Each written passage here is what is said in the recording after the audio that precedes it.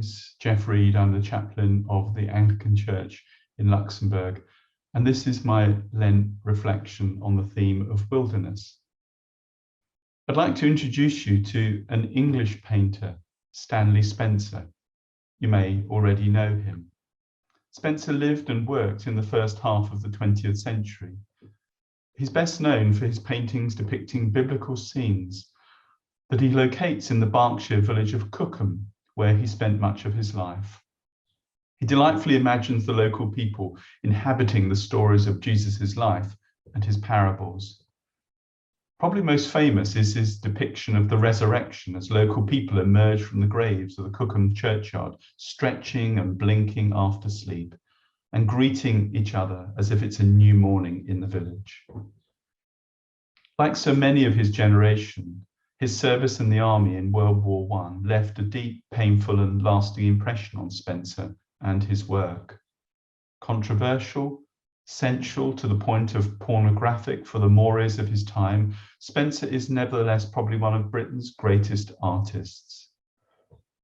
1939 found him facing his own personal wilderness, the tragedy of the breakdown of his marriage.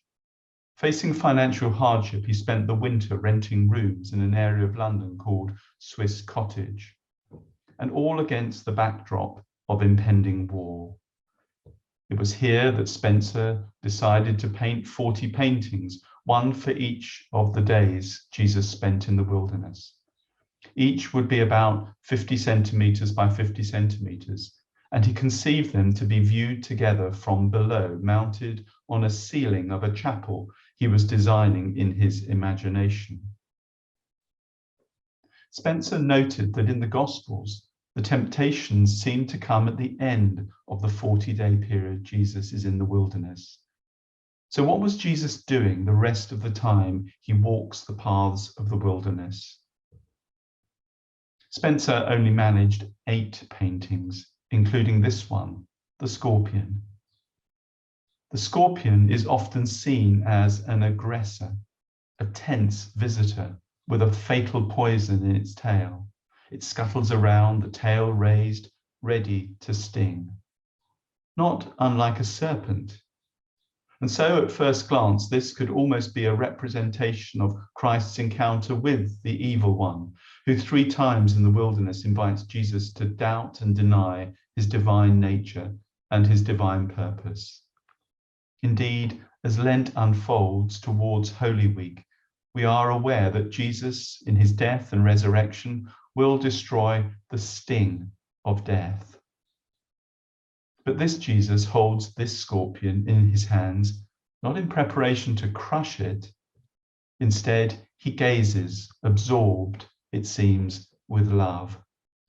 For this is not a depiction of the battle of the temptations. Instead, it's what Spencer humorously called Christ giving aspects of the creation a once over. That's an English phrase that suggests Jesus is checking out, visiting the creation with joy and appreciation.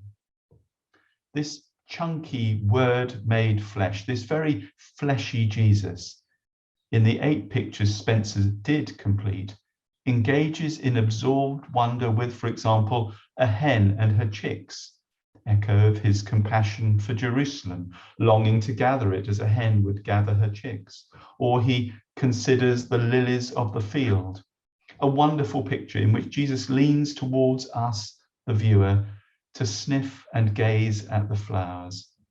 In fact, Spencer said he was inspired by a child crawling through grass.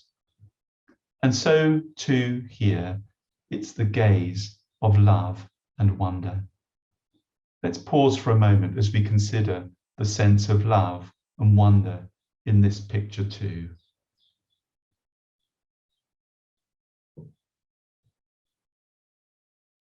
But why would Jesus be giving creation a once over? At his baptism, Jesus chooses to stand in line in the river with humankind, a solidarity of love as he prepares to begin his ministry. Following the descent of the Spirit as a dove, and with the words of his affirmation as God's beloved ringing in his ears, Jesus is then driven by the Spirit into the wilderness.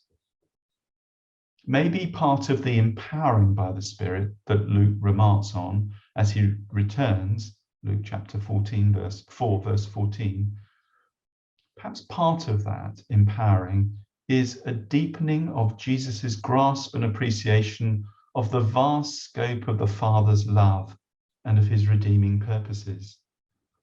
Not only will the cross address the sin of the human beings with whom Jesus has stood in queue at the Jordan, the cross will redeem and free the whole creation that, as St. Paul says, groans for release from the burden of the consequences of humankind's original sin. And this will include hens, flowers, and even the scorpion. And who knows, if that scorpion does in some way represent evil or the evil one, maybe perhaps the power of the cross will not only destroy sin and death, but dare we believe it can somehow redeem and transform even it, in the spirit of that strange sentiment of Martin Luther, even the devil is God's devil. And so in this picture we see Jesus as his ministry begins on earth, a ministry for the whole earth, the whole created order. We see this Jesus loving, appreciating that which he himself, as creative word, has created, and which he himself, as suffering servant, will redeem. In the incarnation, Jesus enters in. He accommodates himself to us and for us. You could say that in this picture we see the same riskiness of the manger repeated here in the handling of the scorpion. Will creation, will history, religion, humankind, and sin in ignorance or fear bite, sting its creator? Maybe this picture suggests that even if it should sting, as indeed on Good Friday it does, all is nevertheless held in the loving gaze of the Son, who, as Paul says in Galatians 2:20, who loved me, loved us, loved the whole created order, and gave himself up for us.